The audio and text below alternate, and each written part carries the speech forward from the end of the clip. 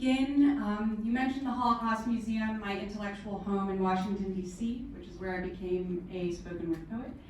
I would like to quote probably the most famous Holocaust survivor and Romanian, Elie Wiesel. Neutrality helps the oppressor. So we are in a geopolitical world moment where we have the opportunity to stand for justice and to say something. So I encourage all of us to do so. And we don't just have to do it on the world stage, we can do it in our day-to-day lives with each other by treating each other with kindness. So, how did I become a yes, please? Lady Godiva, where did she come from? Well, you know, various basement bars in Washington, D.C. with hookah smoke everywhere.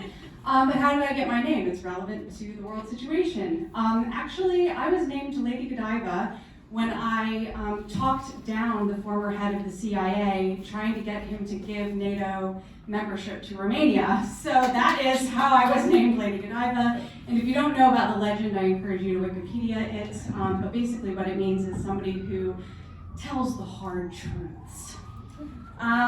So I have 3 short poems, but we're going to start with probably the favorite in the diaspora.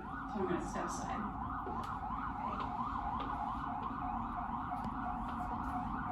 Apparently I'm wanted. That was good. Okay.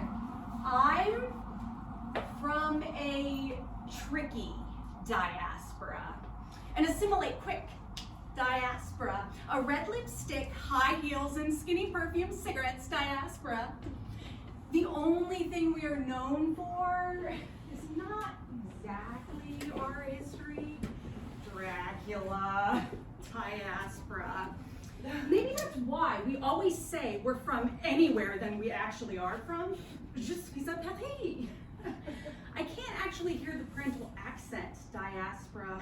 My siblings cannot pronounce our family name correctly, diaspora. Too suspicious, yet too trusting, diaspora. Shh, don't talk, or they'll hear you, diaspora. A politically totally confused diaspora. A Reagan realpolitik diaspora. So, you're telling me that all healthcare isn't free? Diaspora? All education always on full scholarship, diaspora. What? You don't already have 2 graduate degrees? Doctor, diaspora. A knowing the world map, diaspora. A spiritual, but not religious, diaspora. A never knowing your grandparents, diaspora. A family history just so painful that you just never talk about it, diaspora. A rejoicing through tears when your country's dictator is assassinated, diaspora. A real appreciation for a pair of blue jeans, diaspora. A not so ancient history of wearing denim on denim, diaspora. A deep understanding of the origins of rock and roll, diaspora. Ce frumos țară, Romania? Is it? Dar, în SUA avem un viitor.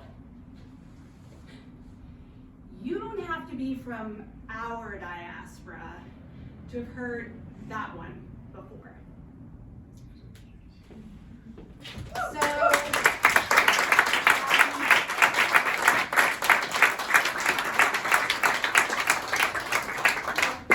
3 Horses on the Walls is my debut poetry collection. It came out a year and a half ago with support from a lot of people here in this room, so thank you so much. A lot of my poems are about the crimes of communism, and actually it's my grandparents and my great uncle on the cover strolling through Cismigiu in 1937 before everything really went bad. So you can find my book on Amazon, check out my website as well.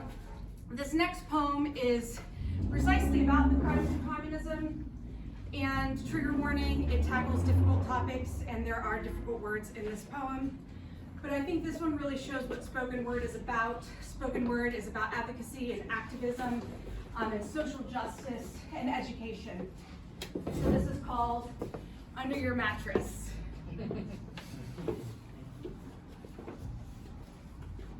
Just put it under your mattress. The money, the truth, the pain. That's my Romanian father's American mantra. Cristina, put this $200 under your mattress. Cristina, don't tell anyone of the rape, the breakdowns, the sexual harassment. Just stuff it under your mattress. No one looks there. I was told early on not to look in my family's secret police file, which was absurd because I was in that Bucharest archive every day anyway. When I told my girlfriends that I was obeying my father's instructions, eyebrows raised. Romanian girlfriends are loyal to family, but they also don't take the bullshit that American women do. Cristina, asta înseamnă că trebuie să te uiți.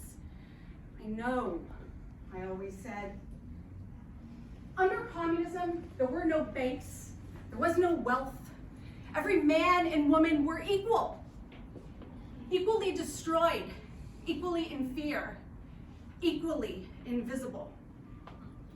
But there were ways around the system, as there always are under oppression. Black market ruled, and all the good guys had a prison term as proof of their protest. Don't talk, or they'll hear you.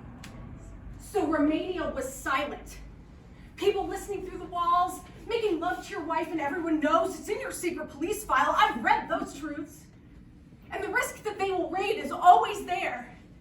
Just looking for dissidents, looking for an excuse to torture, because frankly, everyone is just bored under totalitarianism.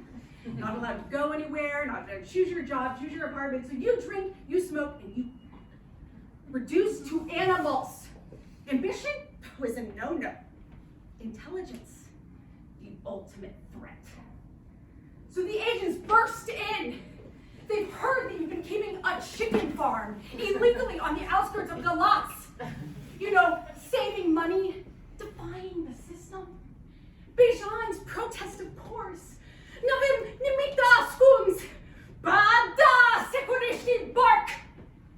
As they go straight for your bedroom and flip your mattress. So, my final poem today is the title poem from the collection.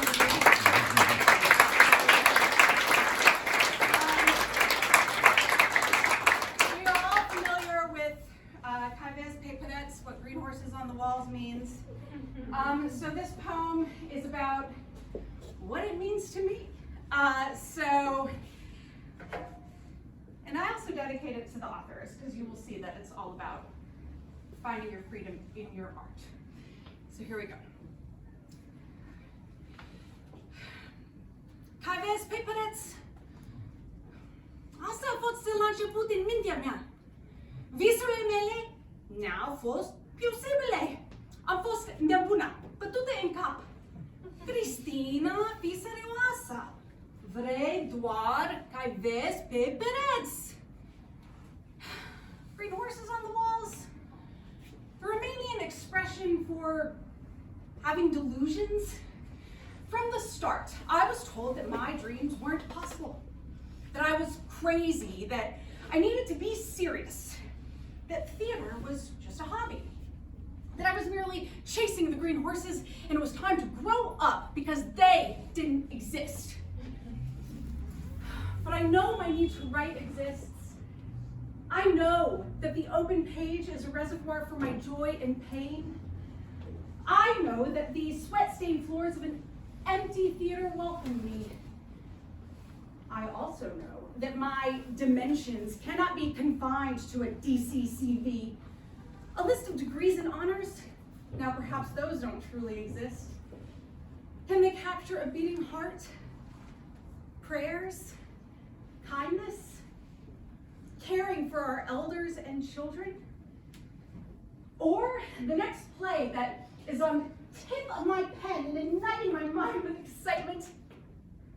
The straitjacketed list to DC Impress is what combines and lies.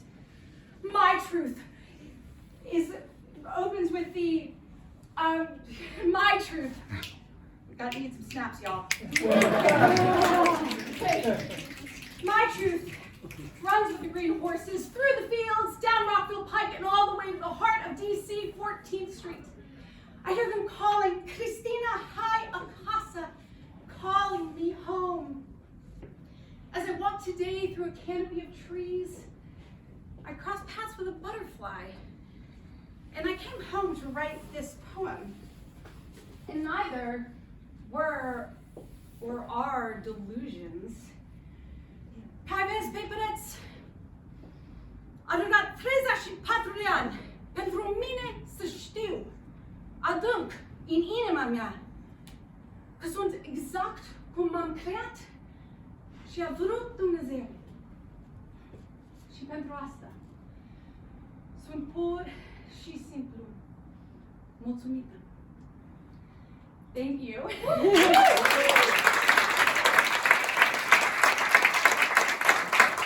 Thank you for the snaps.